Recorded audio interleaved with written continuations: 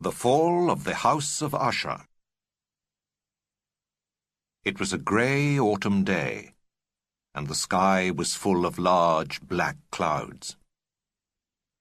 All day I had ridden through flat and uninteresting countryside, but at last, as it began to grow dark, I saw the end of my journey. There in front of me stood the House of Usher. And at once, I do not know why, a strange feeling of deep gloom came down on me and covered me like a blanket. I looked up at the old house with its high stone walls and narrow windows. I looked around at the thin, dry grass and the old, dying trees, and an icy hand seemed to take hold of my heart. I felt cold and sick, and could not think of one happy thought to chase away my gloom. Why, I wondered, did the House of Usher make me feel so sad? I could find no answer. There was a lake next to the house, and I rode my horse up to the edge and stopped. Perhaps from here the house would not seem so sad, so full of gloom. I looked down into the mirror of dark, still water, and saw again the empty, eye-like windows of the house, and the dying trees all around it. The feeling of gloom was stronger than ever. It was in this house that I was going to spend the next few weeks. Its owner, Roderick Usher, had been a good friend of mine when I was a boy. I had not seen him for many years, but recently he had sent me a letter, a sad and terrible letter. He wrote that he was ill in body and ill in mind, that he wanted and needed to see me. I was his only friend, the only person who could help him in his illness. Although we had been good friends when we were young, I knew very little about him. He had never spoken much about himself, but I knew that he came from a very old family, of which he was the last living man. I also knew that in the Usher family there had never been many children, and so for hundreds of years the family name, together with the family home, had passed straight from father to son. As I stood by the lake, my feeling of gloom grew and grew. I knew also that underneath my gloom lay fear, and fear does strange things to the mind. I began to imagine that the gloom was not in my mind, but was something real. It was like a mysterious cloud, which seemed to come straight from the dark lake, and the dying trees, and the old walls of the house. A heavy grey cloud, which carried with it disease and fear.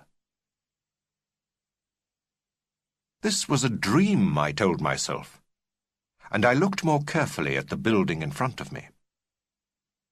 It was, indeed, very old, and I noticed that every stone had cracks and holes in it. But there was nothing really wrong with the building. No stones were missing. The only thing that I noticed was a very small crack which started at the top of the building and continued all the way down into the dark waters of the lake.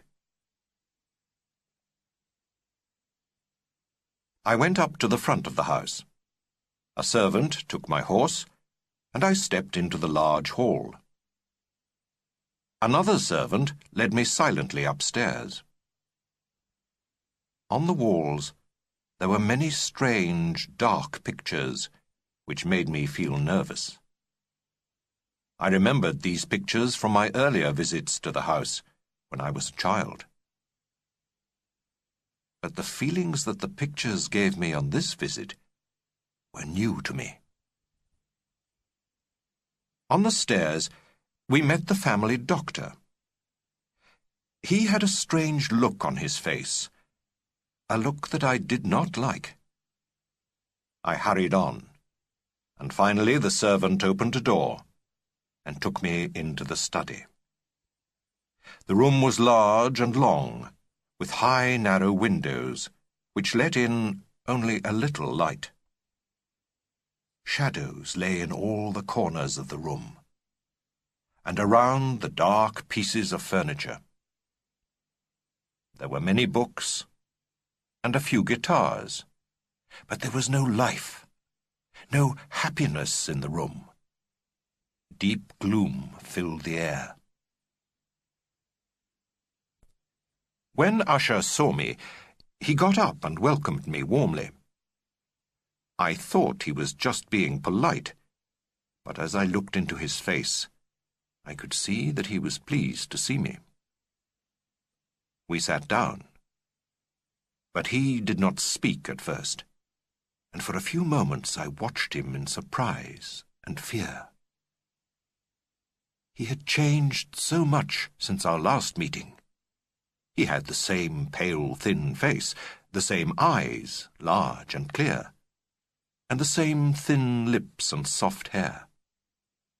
But now his skin was too white, his eyes too large and bright, and he seemed a different man. He frightened me, and his long, wild hair looked like a ghostly cloud around his head.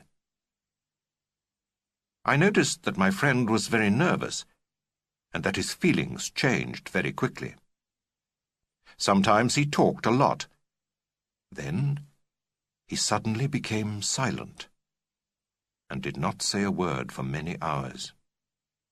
At other times he found it difficult to think, and his voice was heavy and slow, like the voice of a man who had drunk too much.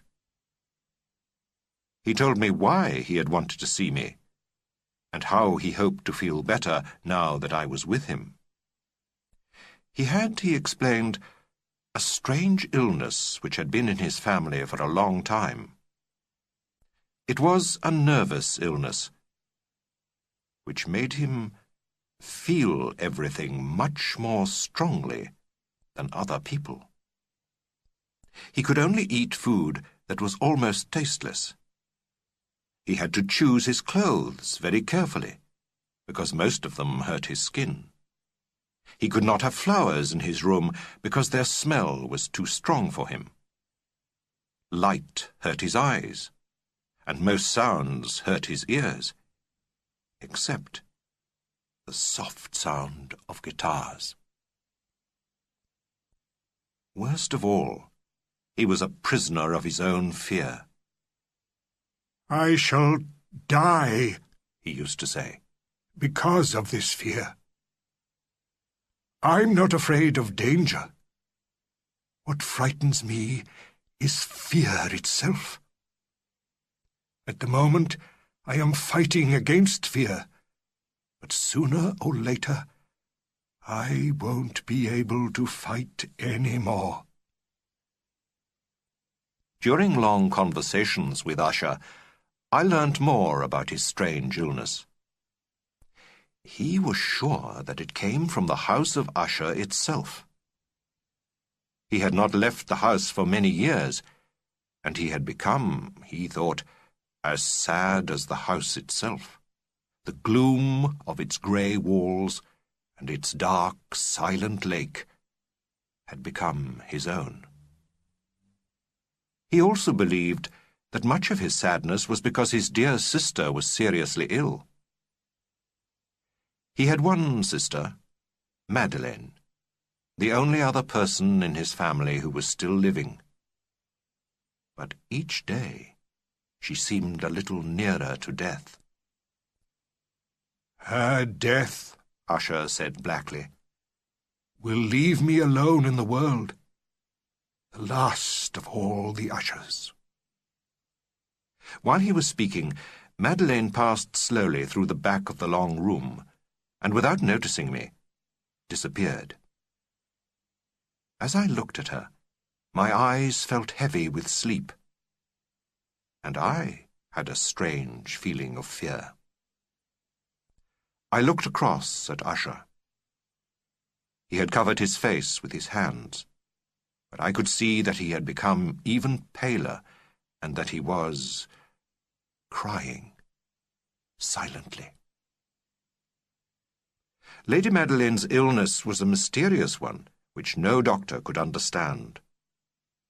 Every day she became weaker and thinner, and sometimes went into a sleep which was more like death than sleep. For years she had fought bravely against her illness, but on the night of my arrival she went to bed and did not get up from it again.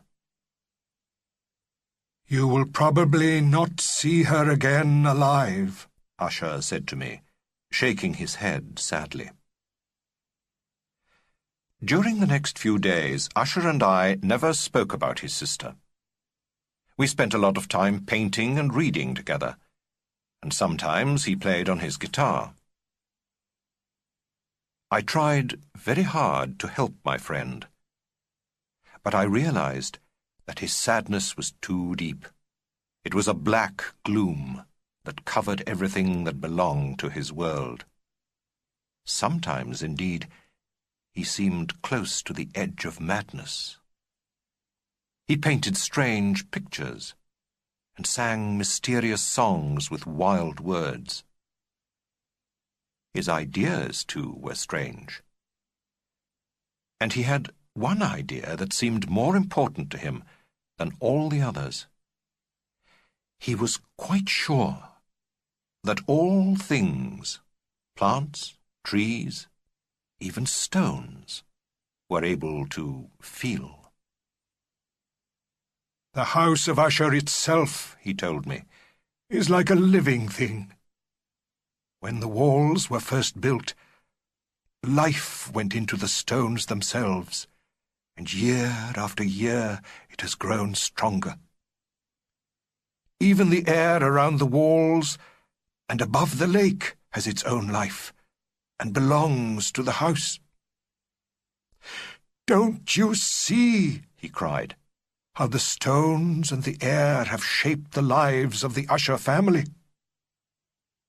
These ideas were too fantastic for me, and I could not answer him. One evening I was reading quietly, when my friend told me in very few words that the Lady Madeleine had died. He had decided, he said, to keep her body for a fortnight in one of the vaults under the house, before it went to its last resting place. This was because his sister's illness had been a mysterious one, and her doctors wanted to learn more about it. He asked me to help him, and I agreed. Together we carried the body in its coffin down to the vaults under the house. The vault that he had chosen was a long way down, but was under the part of the house where I slept. It had once been a prison, and was small, dark, and airless, with a heavy metal door. We put the coffin down, and then gently lifted up the cover to look at the dead woman for the last time. As I looked down at her face, I realized how much Usher's sister looked like him. My friend then said a few quiet words, and I learnt that he and his sister had been born on the same day. Each had known the other's mind, without the need for words. We could not look at her for long. Her strange illness had left her with a soft pink colour on her face, and that unchanging half-smile on her lips, which is so terrible in death. We put back the cover of the coffin, fixed it down well, and after locking the heavy door of the vault, went back upstairs into the gloomy house.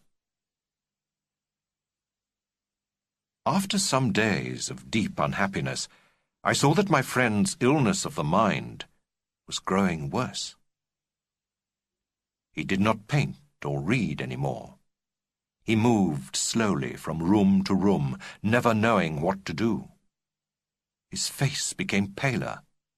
The light disappeared from his eyes. And his voice often shook with fear when he spoke. Sometimes I thought he was trying to tell me some terrible secret. At other times, I thought he was going mad. He used to sit for hours looking at nothing, listening to nothing, except the sounds in his own mind. I myself began to know real fear. I felt my friend's terror, his deep gloom, slowly taking hold of my own mind. About 7 or 8 days after we had put Lady Madeleine's coffin in the vault, I went to bed, but could not sleep.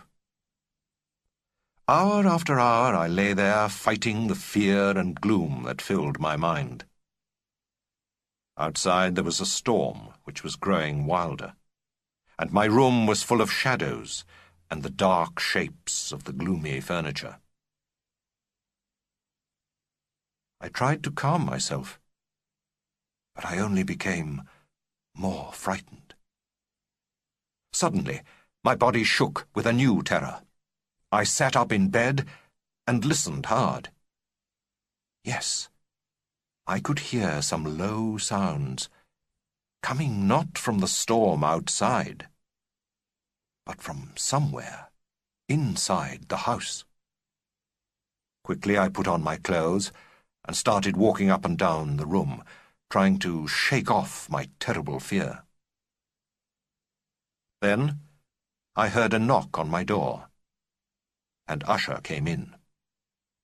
His face was as white as it had always been, and there was a kind of madness in his eyes. The look on his face frightened me terribly, but at the same time I was pleased not to be alone any more. For some moments he looked around without saying a word. Then, suddenly, "Have you not seen it? No? Then wait. You must see it." he hurried to the window and opened it. The wind from the violent storm outside crashed into the room, nearly knocking us to the floor. It was indeed a wild but strangely beautiful night. The wind seemed to be going in circles around the house, and huge, heavy black clouds chased each other, first this way, then that way. We could see no moon and no stars, but a pale, ghostly light lay around the house. "You mustn't! No, you must not watch this!" I cried to Usher. I pushed him gently away from the window and to a seat. "It's only a storm, and the cold night air will be dangerous to your health. Let's close the window and read together. Look, here's one of your favorite books. I will read to you, and you can listen, and so we will pass this terrible night together." The book which I had picked up was the sad, mad life of Sir Launcelot Canning. It was not really one of Usher's favourite books, but it was the only one that I had near me. So I started to read it. It was a wild, fantastic story, but I hoped that my reading would make Usher calmer and less afraid. He listened to me, indeed, but with a kind of mad seriousness that I found frightening. I read for a while, and reached the place in the book where Ethelred broke down the door of the old man's house. Now Ethelred decided he could wait outside in the storm no longer. He lifted his heavy stick and beat against the wooden door until he had made a hole. Then, with his hands, he pulled the door to pieces. The noise of the dry wood cracking and breaking could be heard all through the forest. As I finished reading this sentence, I jumped in my seat, and then sat very still. I thought that I had heard from somewhere far away in the house the same noise of cracking and breaking wood. But I could not hear it clearly, and the noise of the storm was much louder. I continued reading. Ethelred entered the house, but could not see the old man. Then the house disappeared, and he saw a dragon with fire coming out of its mouth. Ethelred lifted his heavy stick and brought it crashing down on the dragon's head. As the dragon fell dying to the ground, it gave a terrible cry, a long, hard, unnatural scream. Here again I stopped suddenly. I was sure that I could hear a cry. It was low and far away, but it was a long, screaming sound, just like the one described in the book. Although I was feeling so nervous, I tried hard to hide my terror. I was not sure if Usher had heard the sounds that I had heard. In the last few minutes he had moved and was now sitting with his face towards the door. But I could see that his lips were shaking, and his body was moving gently from side to side. I continued reading the story. And now Ethelred, after he had killed the dragon, turned and saw in front of him a palace of gold, with tall gates of shining silver in the walls. Bravely, Ethelred ran towards the palace, but the shining silver gates did not wait for his coming, and fell to the ground at his feet with a great and terrible ringing sound. As I read these words, I heard clearly the loud, heavy sound of metal falling. I jumped to my feet, but Usher sat in his seat and did not move. I ran towards him. He was looking straight in front of him, and his face was like stone. As I placed my hand on his arm, his body began to shake. A sickly smile came over his lips, and he spoke in a low, hurried voice. He did not seem to realize that I was there. I put my head close to his to catch his words. Don't I hear it? Yes, I hear it, and I have heard it. For many minutes, many hours, many days I have heard it. But I was too frightened to speak.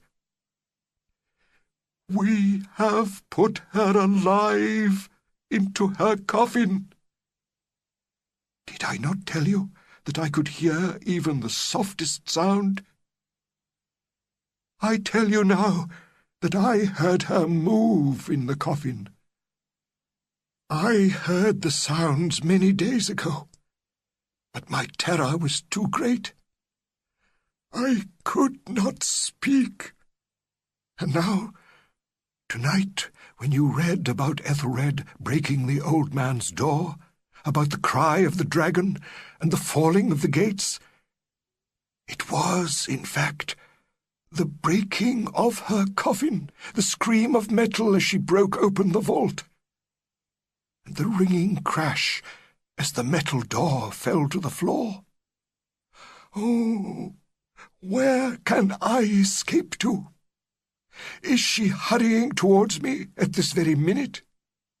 Is that her angry footstep that I can hear on the stairs? Can I hear the heavy and terrible beating of her heart? Madman! He jumped up and shouted, screaming out his words like a man dying in terror. Madman! I tell you that at this minute she is standing outside this door!" As he screamed these words, the heavy door was thrown open by the strong wind. There, outside the door, dressed in the white clothes of the dead, stood the tall figure of the Lady Madeleine of Usher. There was blood on her hands, her arms, her torn white clothes. Every part of her body showed the marks of her long fight to escape from the coffin. For a moment she stood there, shaking, moving slowly from side to side. Then, with a low cry, she fell heavily onto her brother. And in the moment of her now final death, he fell with her to the floor. A dead man, killed by his own terror. From that room, and from that house, I ran in horror. Outside, the storm was still violent, and as I ran past the lake, a sudden wild light shone around me. I turned to see where this strange light was coming from. It was the moon, a full, blood-red moon, shining through a narrow crack in the walls of the house. It was the crack which started at the roof of the building and went right down to the ground. As I watched, the crack grew larger. The wind grew wilder. Now I could see the full circle of the blood-red moon and the great walls of the house breaking and falling. There was a long shouting sound, like the voice of 1,000 waters, and the deep, dark lake closed over the broken pieces of the house of Usher. The Black Cat. I know you will not believe this story. Only a madman could hope that you would believe it. And I am not mad. But, as I'm going to die tomorrow, I would like to tell my story to the world today. Perhaps someday, somebody more calm and less excitable than me will be able to explain it. I have always loved animals. I loved them deeply, from the very first days of my life. When I was young, we always had many animals in our house, and so I used to spend most of my days playing with them and taking care of them. As the years passed, I grew into a quiet, gentle man, and my love for animals grew too. I found that they were more friendly, more honest than most men.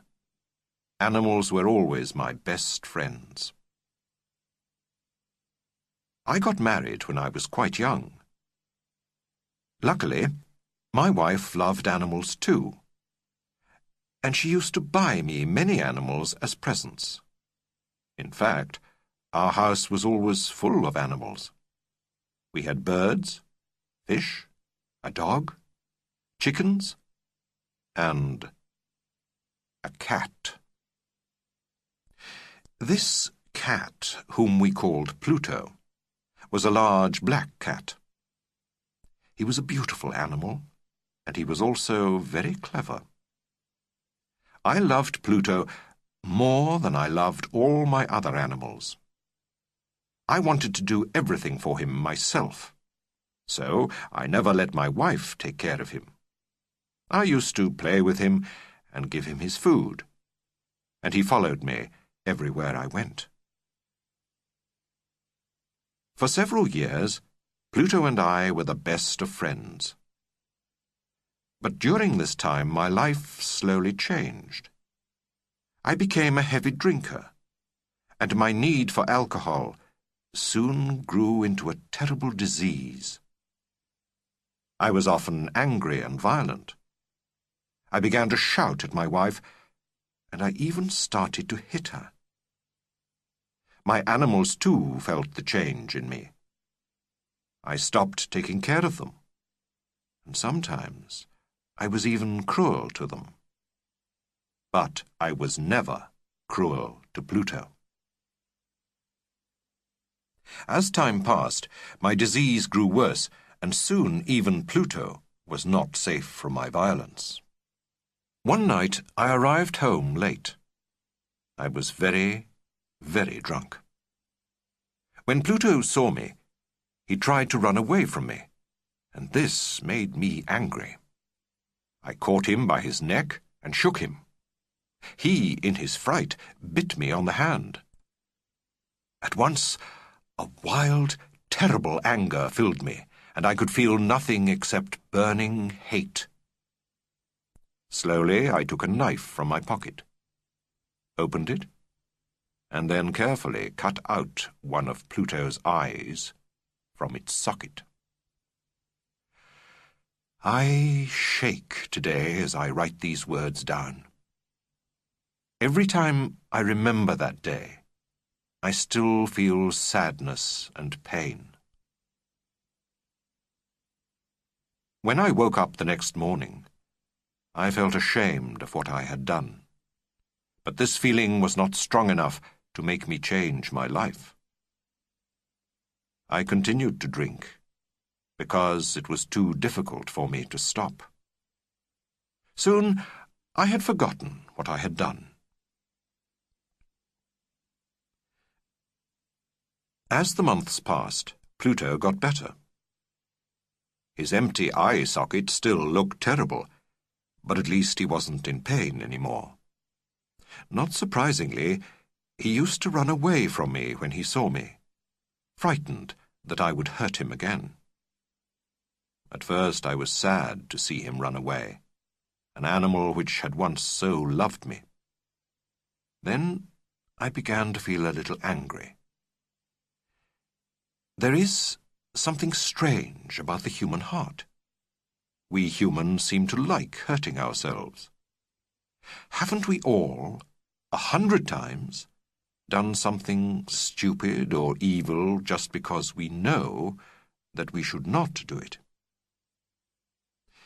It was because of this need to hurt myself, that I did this next evil thing. One morning I woke, found a rope, and calmly tied it round Pluto's neck. Then I hung the poor animal from a tree and left it there to die. I cried as I did this terrible thing. My face was wet with tears, and my heart was black and heavy. But I killed it. I killed it because I knew it had loved me, because it hadn't hurt me, even because I knew that I was doing something terrible and wrong. That same night, we had a fire in our house. I was woken from my sleep by loud shouts of fire.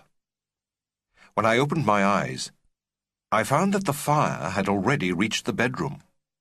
My wife and I ran out of the house as fast as we could.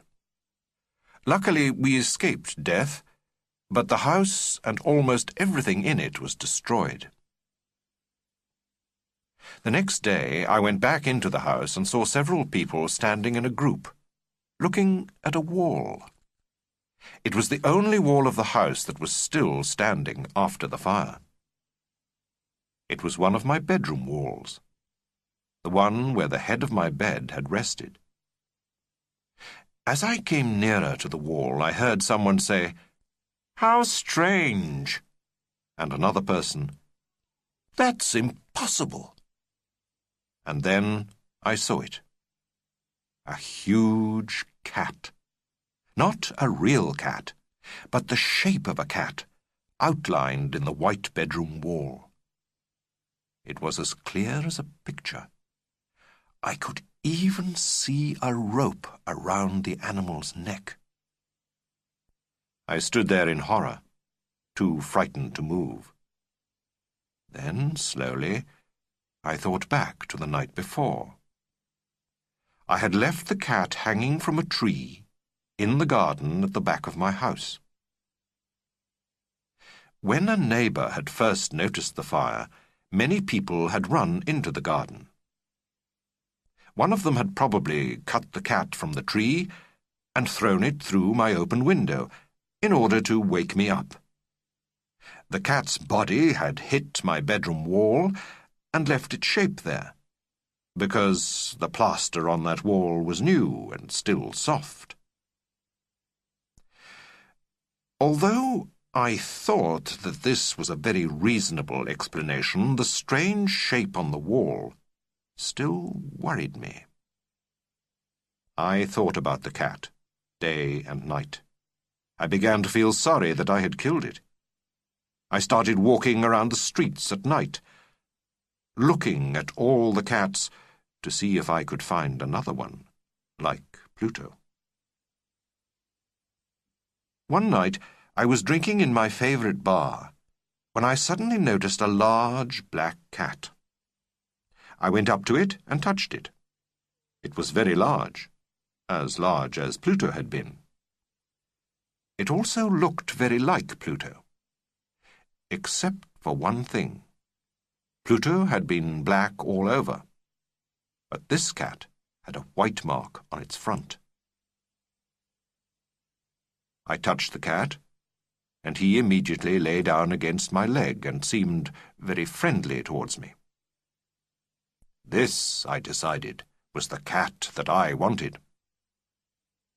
I offered the barman some money to buy the cat from him, but he said that the cat didn't belong to him.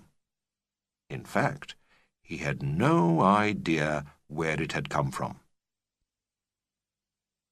So I took the cat home. My wife liked it immediately, and it stayed with us from that day. But soon, I do not know why, the cat started to make me angry, and as time passed, I began to hate it. I did not hurt it in any way, but I always tried to keep as far away from it as possible. I knew one reason why I hated this cat so much. On the morning after I had brought it home, I saw that, like Pluto, it had lost one of its eyes.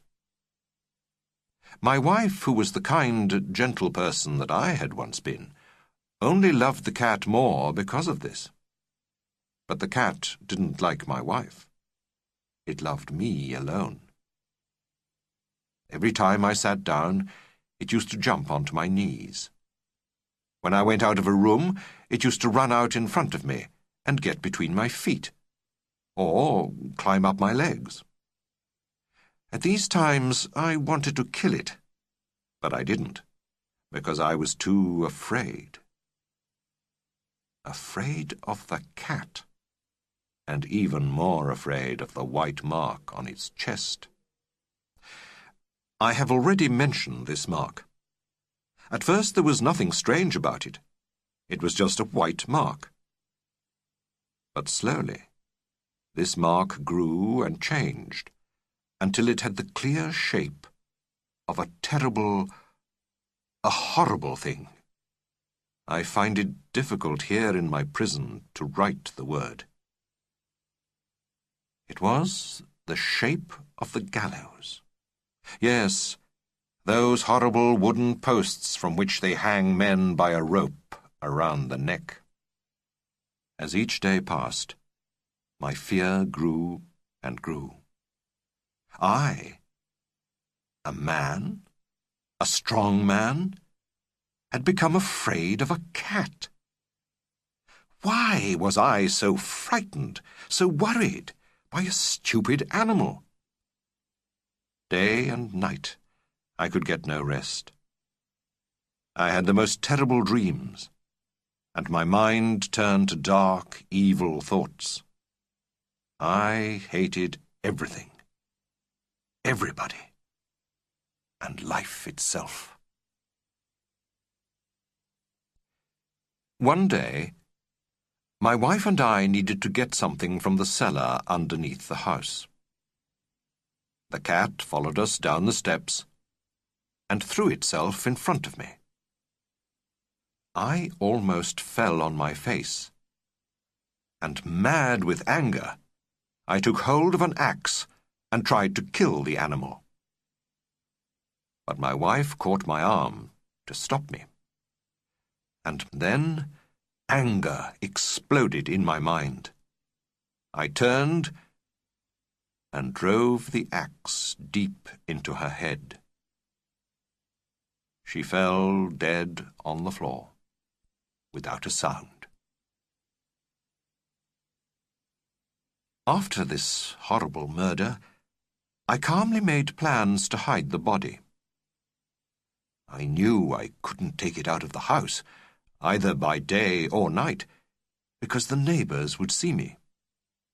So I had to think of other ways. I could cut the body up into very small pieces, and then burn them in a fire. I could hide the body under the floor.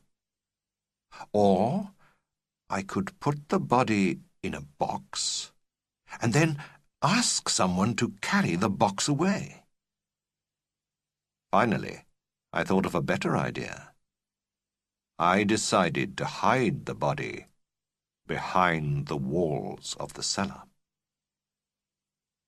I knew immediately which wall to choose. There was a wall in the cellar round the bottom of an old chimney, which was no longer used.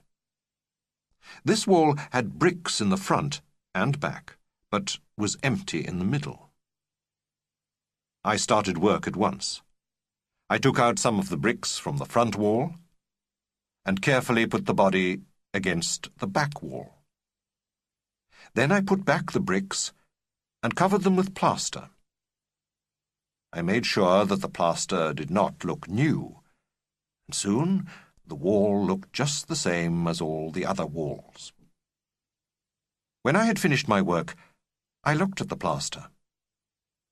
"I've never done a better piece of work," I said to myself happily. I then looked around for the cat, to kill it. It had brought too much unhappiness into my life, and so it too must now die. I looked for it everywhere, but it had disappeared. I was free at last. That night I had a deep, peaceful sleep. I, who had just killed my wife, slept well. 3 days passed, and still the cat did not appear. I was now a happy man, happier than I had been for a long time. I wasn't worried by what I had done. People had asked a few questions, and the police had visited my house, but they had found nothing.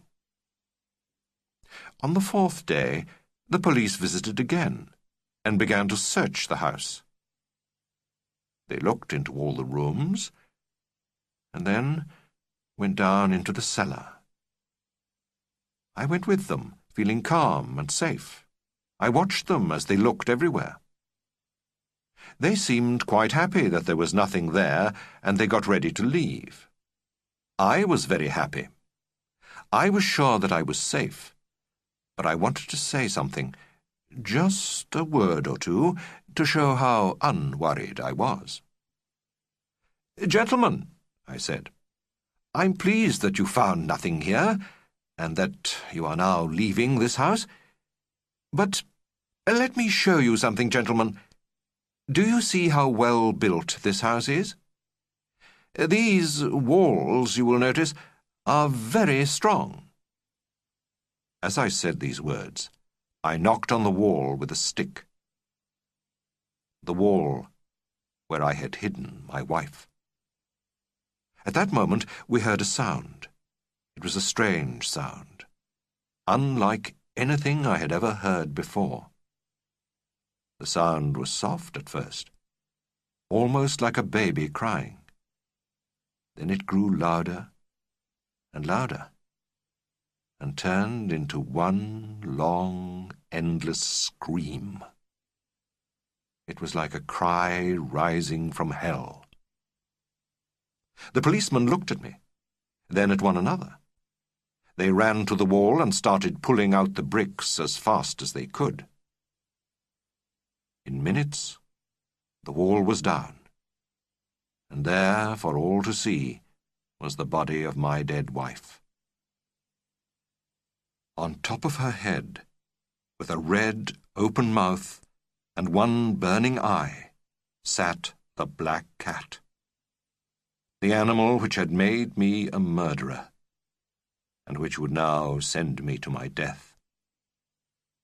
I had put the horrible thing into the wall, alive, with my wife. The Mask of the Red Death. The Red Death had been in the country for many, many years. No disease had ever been so deadly.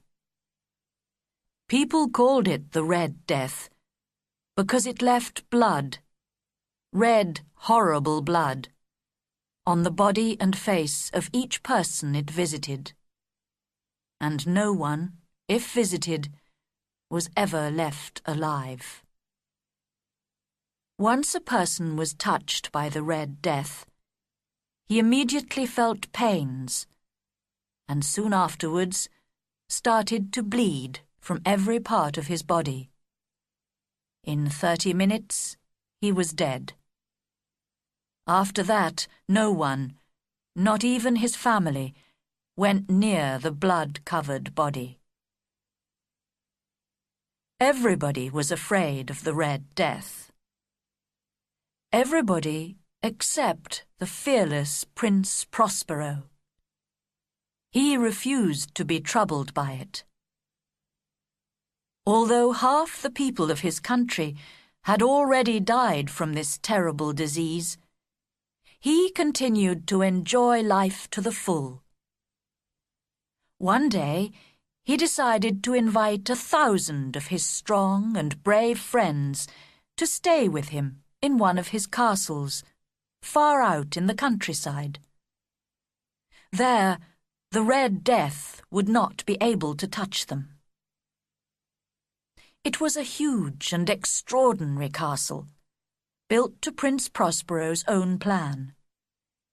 It had strong, high walls and great gates of heavy metal. Now, when the prince and his friends arrived at the castle gates, they went inside, locked the gates carefully, and threw away the keys. In that way, no one would be able to enter or escape. They were all there together, far away from the Red Death. Now they could forget the world outside and think only of themselves. They had everything they needed to amuse themselves because the prince had forgotten nothing. He had brought in food and wine, actors, musicians, and dancers. All of this, and life itself, was inside the castle. Outside lay the Red Death. Towards the end of the 5th or 6th month, while the Red Death was at its most deadly outside, the prince gave a wonderful masked ball for his friends. It was a wild and wonderful ball. But first, let me tell you about the rooms in which he gave the ball. There were 7 rooms in all. In most castles, of course, the rooms for great parties or dances join each other end to end. In this way, when the doors at the end of each room are opened, the 7 rooms become one huge room, and you can see from the first room right through to the last one. In Prospero's castle, it was different. Each room turned suddenly round a corner into the next. So if you were standing in one room, it was impossible to see into the other rooms. In the middle of each wall, on the right and left, there was a tall, narrow window opening onto the closed passage which ran along beside all 7 rooms. Each window was made of different coloured glass, and the colour of the glass was the same as the colour of the room that it opened onto. The first room, for example, was blue, and so its windows were also a deep blue. The second room was purple, and so the windows too were purple. The third was green, with green windows. The fourth, orange. The fifth, white, and the sixth, violet. The seventh room was black. Its walls were black. Its thick, heavy carpet was also black.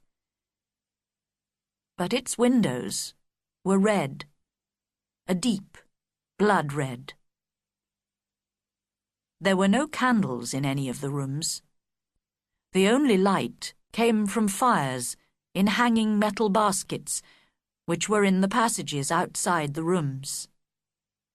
Each fire was opposite a window, and so the light from the fire shone through the coloured glass and filled each room with strange and fantastic shadows. But in the black room, the firelight that shone through the blood-red window changed the room into something too horrible to describe. In that strange light, faces became wild and frightening, and few people were brave enough to enter the room at all. In this room, against the farthest wall, stood a huge black clock. Every hour it chimed loud and deep and clear, filling the castle with its long, gloomy sound. And while the clock chimed, the musicians stopped playing, and even the wildest dancers stood still, in silence and fear, listening to the passing of another hour. But when the chiming stopped, people looked at each other and laughed, trying hard to pretend that they had not been frightened. Happiness came into the castle again, until the clock chimed the passing of the next hour, and the same fear returned. Prince Prospero's ball, although given in these strange rooms, was wild and happy. The prince had planned everything: the colours, the paintings on the walls, even the cloaks and masks worn by each one of his friends. He had chosen all the clothes with the greatest of care, putting together the beautiful and the ugly, the strange and the fantastic, the surprising and the frightening. Each man and woman was dressed like a terrible dream, and in and out of the rooms these dreams walked and danced, their clothes changing colour each time they entered a different room. But no one was brave enough now to enter the black room. As the night passed and the fires burned brighter, the colours and shapes in this room became more horrible than ever. The black carpet and walls seemed full of gloom, and the deep chimes of the black clock sounded even more frightening. But the other 6 rooms were full of life and pleasure. People were dancing and singing, talking and laughing, and the wild noise of 1,000 happy men and women rang through the castle. Then came the hour of midnight, and once again dancers and musicians became still and silent as the clock slowly rang the 12 long chimes of midnight. And because the 12 chimes took a long time to ring, each person had more time to think and feel uncomfortable. They also had time, before the last chime had sounded, to notice a masked figure who had not been there before. The first person who saw the stranger told the next person, who told another, and in a few minutes a cry of fear and horror rose up from the crowd. Now you will remember that everyone at the ball was wearing strange cloaks and masks, which belonged more to the world of dreams and wild imagination than to everyday life. So why, you may ask, this horror and this fear? But even in the cruelest heart, there are some fears too terrible to laugh at. The tall, thin figure of the stranger was dressed from head to foot in the white clothes of the dead, and the mask over the face was frighteningly real. It was the face of a dead man. Worse still, the face and the body were covered with red, horrible blood. Here, in the middle of all that dancing and happiness, was a living picture of the Red Death. When Prince Prospero saw the masked stranger, his face became white with fear. Then his fear turned to anger, and he shouted out, "Who is that?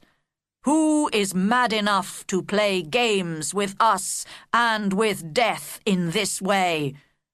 Take hold of him and pull off his mask. I want to see the face of the man who, tomorrow, will hang from the castle roof."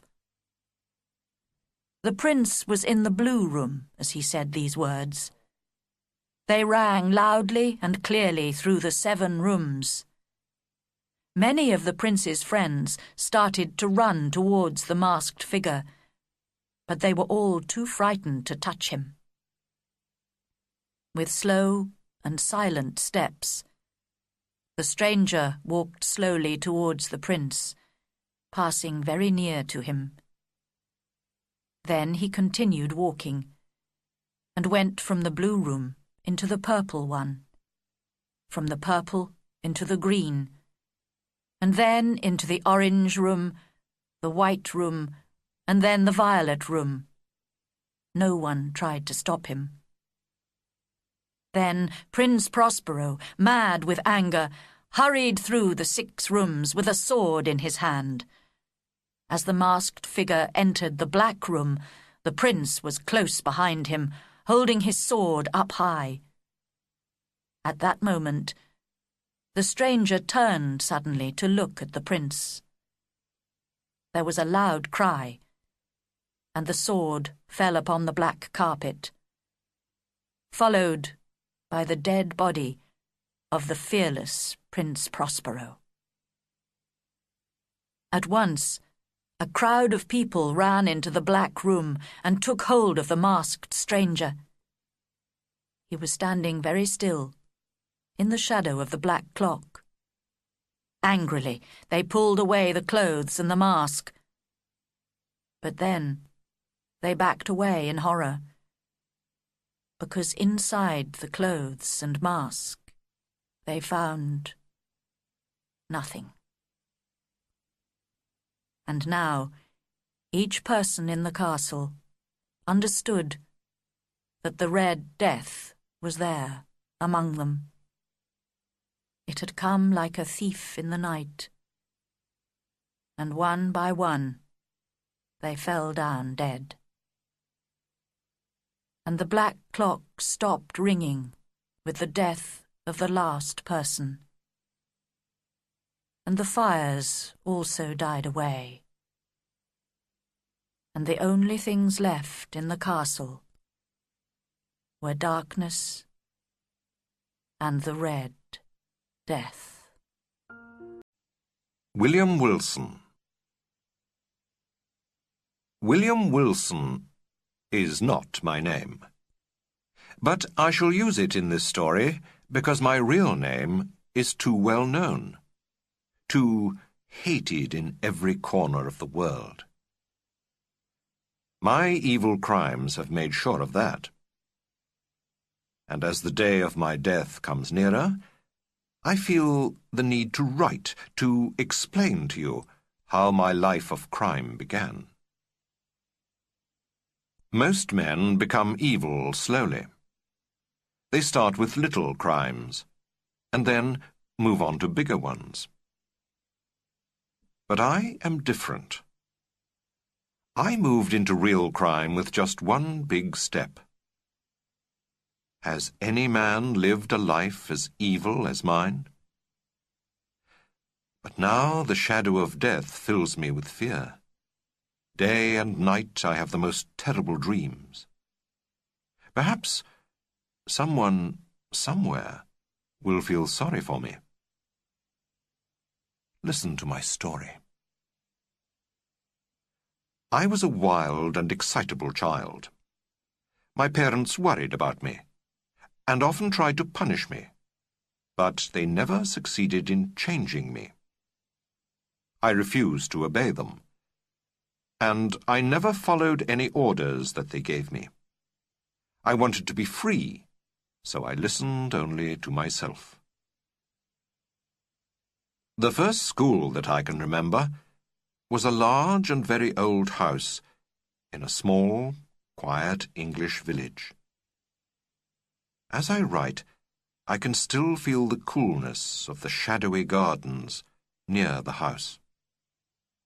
I can smell the sweetness of the flowers, and hear the deep sound of the church bells as they rang every hour. These feelings give me some moments of happiness as I sit here in black misery, waiting for death. In fact, it is here, in this school, that my story really begins. The school building was large and old. The big gardens were closed in by a high wall, with broken glass at the top, just like a prison. We only went out 3 times a week. On Saturday afternoons, we took a walk in some fields near the school, under the watchful eye of one of our teachers. On Sundays, we went out twice, morning and evening, to go to the village church. I was not bored or unhappy during my life at school. Children can amuse themselves very easily. And in my imagination, I lived an exciting life, full of mystery and interest. But in the real world, the days were always the same. We woke up and went to bed. We walked in the fields and played in the playground. The playground was indeed a very special place. It was a place where friends were made and lost. A place always full of trouble and excitement. I was the kind of boy who liked to give orders, not to take them. I always wanted to win every game, every fight, and to be first in everything. All the other boys, even those a bit older than myself, were happy to follow and obey me. All, that is, except one. His name was the same as mine, so I shall call him William Wilson, too. We were not from the same family, but we both had the same name. This was not surprising, because my name was not an unusual one. This William Wilson refused to obey me. He argued with me, both in class and in the playground, and tried to stop the other boys from following me. Actually, I think I was the only boy who realized what he was doing. He did everything very cleverly and silently, and in this way nobody really noticed it. But I noticed what he did, and I was frightened by it. I was afraid that Wilson was stronger than I was. I became worried and angry when I saw the other boys follow him instead of me. But Wilson was always cool and calm. Nothing ever troubled him. He seemed to want one thing only: to see me frightened and unhappy. But at the same time, I sometimes noticed that he showed a friendliness towards me, which was most unwelcome to me. It is difficult for me to describe my feelings towards Wilson. I didn't hate him, but neither did I like him. I think that more than anything, I felt afraid of him. At the same time, I wanted to know more about him. I wanted to find something that frightened or worried him. But I could find nothing. There was nothing strange in the way he looked or walked. Nothing, that is, except for one thing: his voice. His voice was strange. When he spoke, he could never speak loudly. In fact, he never spoke above a whisper. Wilson was quick to find the one thing that I really did not like. It was my name. Although I come from an old and famous family, my name is a very everyday one. It could belong to any unimportant workman. I had always hated my name, but now I hated it even more because both of us had the same name. I heard it twice as often. And there was something that worried me even more deeply. We seemed to look alike as well. We were as tall as one another. We were both thin, and even our faces were alike. Because our names were the same, I knew that the older boys thought that we were brothers. But nobody seemed to notice that we looked alike. But Wilson noticed it, and he also saw that I was angry about it. Nothing ever escaped him. He always knew my deepest feelings. After a while, he started to dress like me, and even to walk like me. Luckily, he could not speak like me when I spoke loudly. But when I spoke in a whisper, his whisper was just like mine. All these things troubled me deeply. I could see that Wilson enjoyed making me angry, and he used to laugh at me secretly. Strangely, the other boys never noticed how he made fun of me, and copied me in every way. I was the only one who noticed it. Very often, he used to give me advice, telling me quietly what I should do, or what I should say. I hated him even more when he did this. Today, of course, I realized that his advice was always very good and sensible. What a pity that I never followed it. As time went by, I became more and more angry with him. Why should he, or anyone, give me advice? My feelings towards him changed, and I actually began to hate him. He noticed this, and tried not to come near me so much. One day, towards the end of my 5th year at school, we had a violent argument. While we were arguing, he showed his feelings more openly than usual. And a very strange idea came into my mind. I thought, how can I describe it? I thought, just for a second or two, that I had known him before, a long, long time ago, when we were very young children. It was, as I say, a strange and very stupid idea, and I forgot it as quickly as I could. But that night, when everyone was asleep, I got out of bed. Then I walked through the dark building with a small lantern in my hands, until I reached Wilson's room. I left the lantern outside and went near to his bed. Yes, he was asleep. I returned to get my lantern and went back to his bed. I had planned to do something cruel to him while he slept. But as I looked at the sleeping boy, my heart beat faster, and I was filled with fear. Was this really what William Wilson looked like? Did he look just the same when he was awake? I knew that he was as tall as I was. I knew, too, that he walked like me, and talked like me, and copied me in every way that he could. But was it possible that the person in that bed looked so like me in every way? I began to shake with fear, and my body turned ice cold. Surely he couldn't look like this.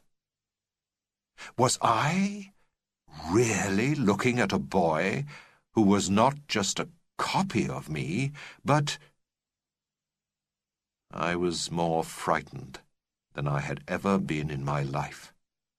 I went silently out of his room, left the school building, and never returned there again. After several lazy months at home, I was sent to Eton, one of the most famous English boys' schools. There I soon forgot William Wilson and the strange fears I had felt. If I thought about them at all, I used to laugh at myself. My life at Eton lasted for 3 wild and evil years. I learnt to be clever and secret, and was interested only in new ways of amusing myself. I chose the worst kind of students for my friends, and spent all my time in evil enjoyment. One night, when I was in my 3rd year, I invited some students to a party in my rooms. We drank and played cards all through the night.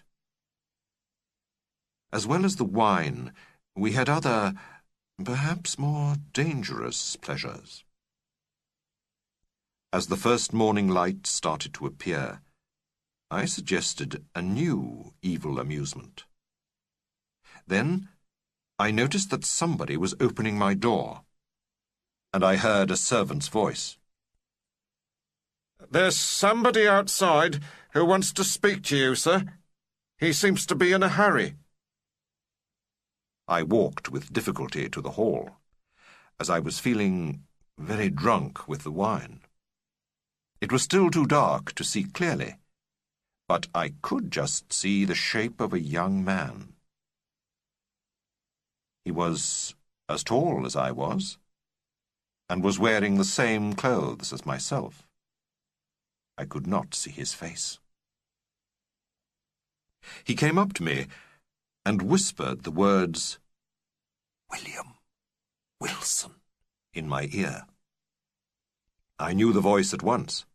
It was impossible to mistake it. Those 2 words were enough to fill me with fear. Before I could look into his face, he had disappeared. The meeting only lasted a few seconds, but for some weeks I could not forget it. I thought of it all the time. Who and what was this William Wilson? Where did he come from? What did he want from me? My questions stayed unanswered, but I did discover one thing. I learnt that William Wilson had left my last school on the same day that I myself had run away from it.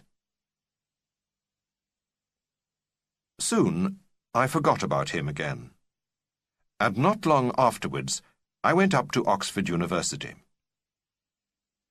My parents were not sensible people, and they always gave me a lot of money. I was able to live a fashionable, expensive life, and to choose as my friends the sons of the richest families of England. There was nothing at all to stop me now. I spent my money wildly, and passed my days and nights in dangerous and exciting pleasures. At Oxford, I spent a lot of my time gambling. I became, in fact, a most clever and successful gambler. No better than a thief. I played cards in order to win money from the other students, and become even richer. Of course, I was careful to play only with students who were bad at playing cards. In this way, I could be sure of winning every time. My friends were not clever enough to see what I was doing. In my second year at university, I met a new student called Glendinning. He came from an old English family and was one of the richest students in the university. I soon realized that he was very unintelligent, and because of this, he was, of course, a very suitable person for me to gamble with. I started to play cards with him often, and for some time I made sure that he always won. At last I decided that the time was right, and I made my plans carefully. I met Glendinning at the rooms of a friend of mine, a Mr. Preston, who had no idea of my secret plan. 8 or 10 other friends were also invited. In this way, Glendinning had no idea that I planned to gamble with him that evening. In fact, at the party, it was he who first suggested playing cards. We played for many long hours. In the end, by my careful plan, I was playing alone against Glendinning, while the others watched our game. Glendinning had drunk a lot of wine during the evening, and his hands were beginning to shake a little. From fear, or from the wine, I wasn't sure. He had already lost a large amount of money. Then he did what I had hoped for. He took another long drink of wine and said, "Let's double the stakes." Beginners always think they can win back what they have lost in this way. At first I pretended to refuse. Then he became angry, so, naturally, I had to agree. My plan was working excellently. We continued playing, and in less than an hour my winnings were 4 times as big. Glendinning's face was now as white as a sheet. Everyone around the table started talking. And to my surprise, I heard the words, "That's the end of Glendinning. He's just lost everything he had." I had heard that Glendinning was very rich indeed. Rich enough to lose a lot of money and not to worry about it. Now I understood from the whispers around the table that this was not true. I had, in fact, won everything he owned, and so destroyed him. Nobody spoke. Glendinning had covered his face with his hands, and everyone clearly felt very sorry for him. Even I began to feel a little worried, and wondered what I should do. As we stood in silence, the doors suddenly opened and a strong wind filled the room. It blew out all the candles in the room, and we were left in darkness. But in the few seconds before the candles went out, we noticed that a man had entered the room. He was about as tall as I was, and his face and body were hidden by a long cloak. As we stood in the darkness, we could feel him standing in the room. Then he began to speak. He spoke in a whisper, and his voice filled me with fear. "Gentlemen," he said, "I am here because I have something important to tell you. I am afraid that you do not really know the man who has just won so much money from Glendinning. Let me tell you how to learn more about him. Please look very carefully inside his left sleeve and at the several little packets inside the large pockets of his jacket." Immediately after these words, he left the room as silently as he had entered it. That moment was one of the worst moments of my life. I had no time to do anything. My friends fell on me angrily, lit the candles again, and searched my clothes.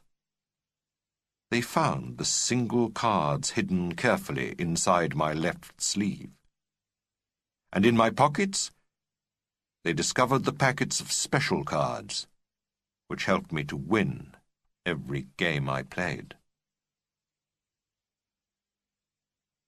My friends stood around me in a circle and looked at me in silence. Mr. Preston then picked up a cloak from the floor. "Mr. Wilson," he said, "here is your cloak. You will, I hope, leave my room and then leave Oxford immediately." I wanted to hit him, but something stopped me.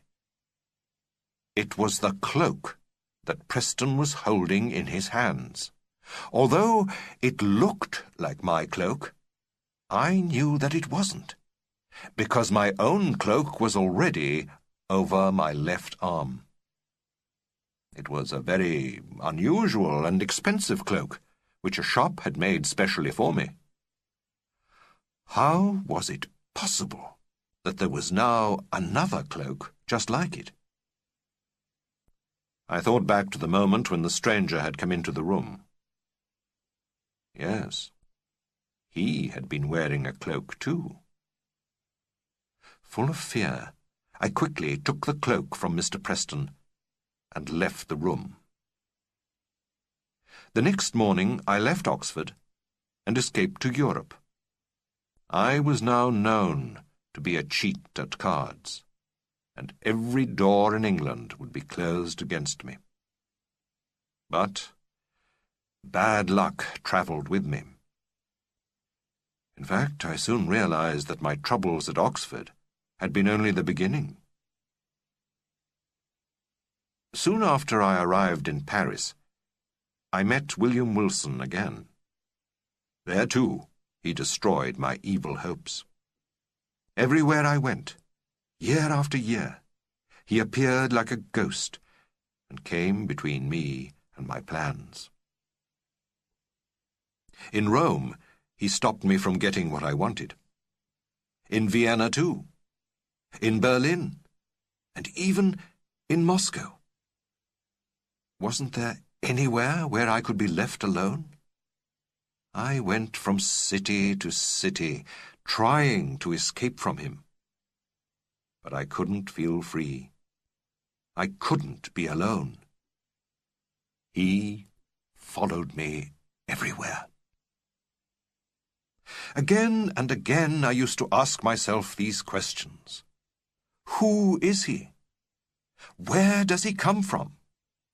What does he want from me? But I could find no answer. I thought deeply about all the times when I had seen him. In every city, I realized, Wilson had done the same thing. He had not stopped my plans all the time, but only when they were evil and dangerous, either to others or to myself. I understood all this, but still I was very angry. Why couldn't Wilson leave me alone? Why couldn't he let me live in the way I wanted to? I realized another thing, too. Every time Wilson appeared, he had never let me see his face. I had always noticed his clothes. It was difficult not to notice them, because they were always the same as mine. But he kept his face hidden from me. Why did he do this? Did he really think that I was so stupid? Did he think I hadn't realized who he was? The man who followed me everywhere and destroyed my plans again and again was the same William Wilson of my school days. But let me continue with my story. Until now, I had felt afraid of Wilson and had obeyed him. The mystery of his sudden arrivals, his cleverness, his deep understanding of me, all these things filled me with fear. I always obeyed him, although I hated myself for doing it. But recently I had become a very heavy drinker. Wine made me feel brave and strong, able to fight anybody who tried to stop me. At the same time, I began to think that Wilson was becoming weaker. Was this really happening? Or was it just a dream? I cannot tell, but I do know that my own feelings were becoming more and more violent. I began to feel a burning hope. Soon I would break free from this terrible enemy and never take his orders again. One evening in 18, I was in Rome and was invited to a big party in the palace of Duke de Broglio. The Duke was old and boring, but his wife was young and beautiful, and not very sensible. I had evil plans for her. She and I had agreed to meet, during the party, in a quiet room where we could be alone. As I walked from room to room, looking for her in the crowds, I suddenly felt a hand touch my arm. Then I heard a whisper in my ears. Angrily, I turned round and saw a man. He was wearing the same clothes as I was, but his face was covered with a black mask. I caught him by his arm. "Stop!" I shouted. "I have had enough trouble from you. This is the last time you'll follow me anywhere. Come with me now into the next room. If you don't, I shall kill you right now, here where you stand." I took him into a small room nearby and pushed him violently to the floor. He got to his feet shakily and stood up against the wall. I then closed the door and ordered him to fight. For a second, he did not move. Then he silently took out his sword. It was a short fight.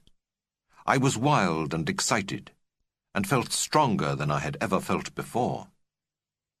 After only a few seconds, I pushed him against the wall and plunged my sword into his body again and again. At that moment, somebody tried to open the door.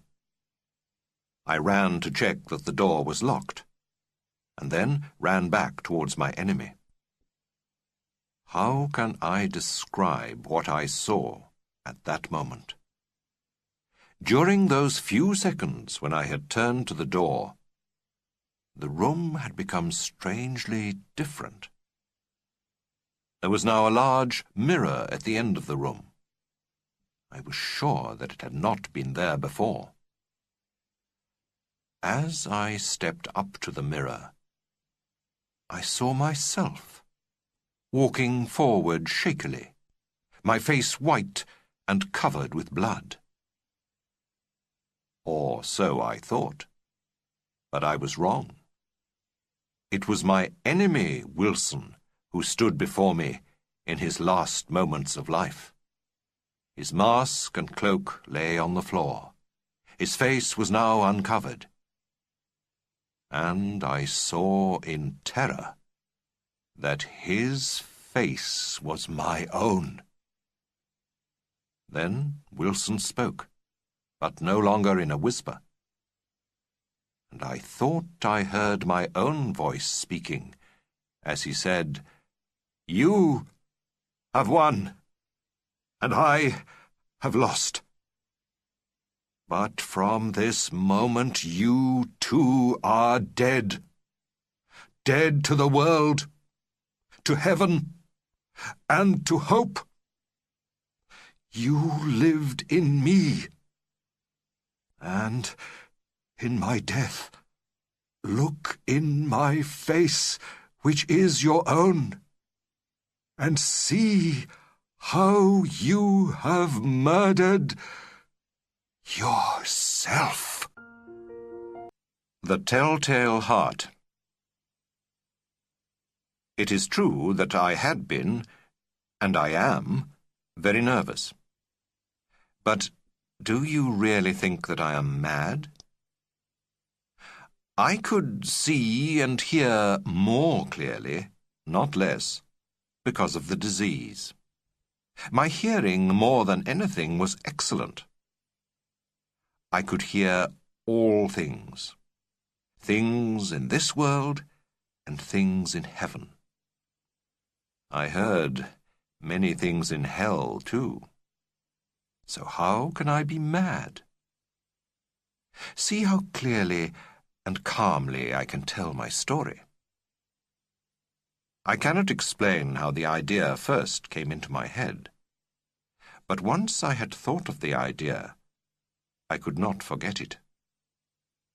I had no reason to do it. I was not angry. I loved the old man.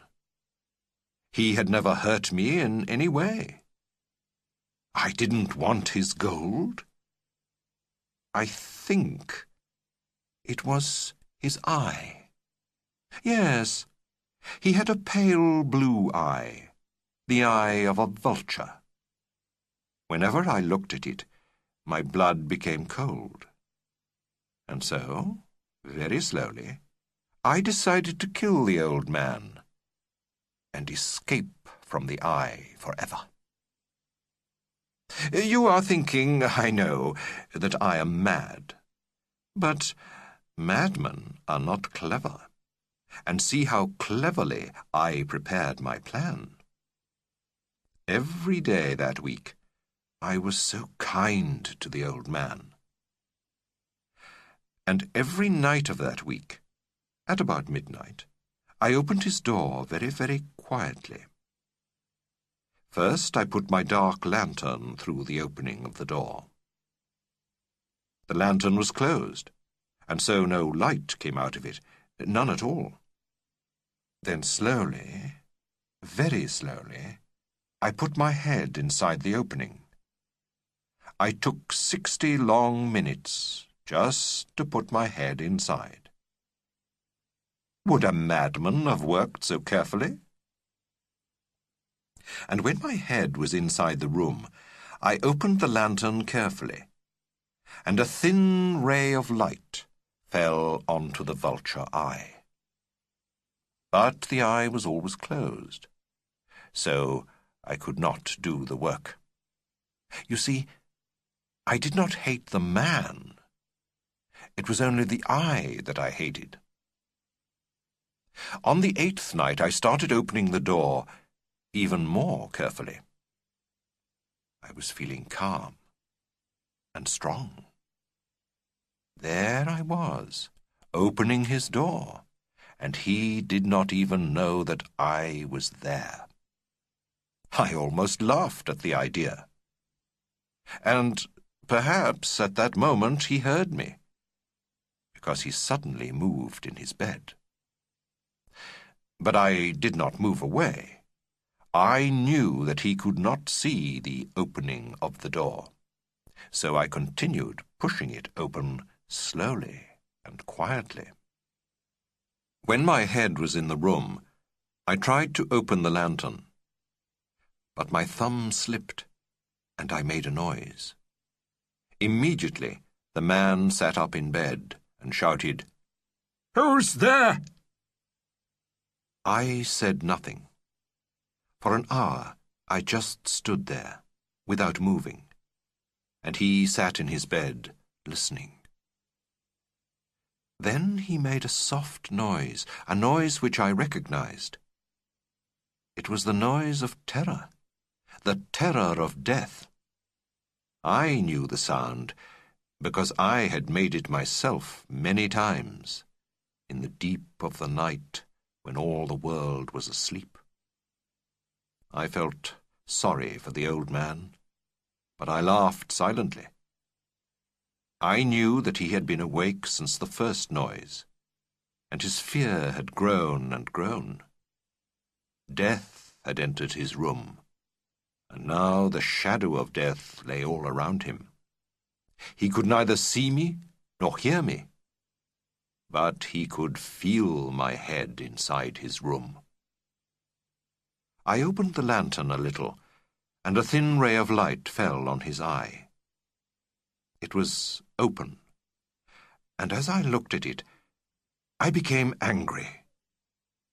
I could see it clearly, a horrible pale blue eye that turned my blood cold. I could see nothing of the man's face or body, just his eye. And then I heard a sound. Hadn't I told you that my hearing was excellent? I knew the sound. It was the beating of the old man's heart. It grew louder and quicker. Yes, louder and louder with every minute. The old man's terror must have been very great. And now a new terror came to me. A neighbor might hear the noise of this beating heart. The old man's time had come. I opened the lantern fully and ran into the room. He shouted once, but only once, because I pulled him to the floor and pulled the heavy bed over him. For many minutes the heart continued to beat. But then it stopped. The old man was dead. I put my hand on his heart and held it there for many minutes. There was no life in him at all. Now his eye would not trouble me again. Perhaps you are still thinking that I am mad? You will not when I tell you of the clever way I hid the body. First I cut it into pieces. I cut off the head, and the arms, and the legs. I then took up 3 boards from the wooden floor, and hid the body underneath. Finally, I replaced the wooden boards with great care. Now no human eye, not even his, would see anything wrong. There was nothing to see, not even any blood. A bowl had caught it all. When I finished, it was 4 o'clock, and it was still dark. There was a knock at the front door. Calmly, because I knew I had nothing to fear, I opened the door. 3 policemen came in. They had come because a neighbor had reported a loud shout coming from the house. I welcomed the policeman, and asked them to come in. I explained that it was I who had shouted, in a dream. The old man, I said, was away in the country. I took them round the house and asked them to search it well. Then I took them to the old man's room and showed them all his things. I brought chairs into the room and invited them to sit down and rest a while. Calmly, I put my own chair on the place where I had hidden his body. The policemen seemed happy. They could see from the way I spoke that all was well. They continued talking, but I began to get tired. My head ached, and there was a ringing noise in my ears. I wanted the men to go away, but they continued to talk. The ringing became louder and clearer, and then I realized that the noise was not in my ears. I became very pale and started talking more loudly. But the noise became louder too. What could I do? It was a low, soft sound, like the sound made by a watch when it is covered in cotton. I spoke more loudly. The noise became louder too. Why, oh, why didn't the men go away? I walked up and down the room. I became angry. I argued. I threw the chair onto the floor. But the noise continued to grow louder, louder than every noise I made. And the men went on talking and smiling. Was it possible that they hadn't heard the terrible noise? No. No. They heard. They knew. They were only pretending that they hadn't heard the noise. I was sure of this. I still am. And I hated their smiling faces. I felt that I must scream or die. And now again the noise was louder. Louder. Louder. "Stop!" I shouted. "Stop pretending that you cannot hear it. Yes, I did it. Pull up the floorboards. Here, here, here. It is the beating of his horrible heart."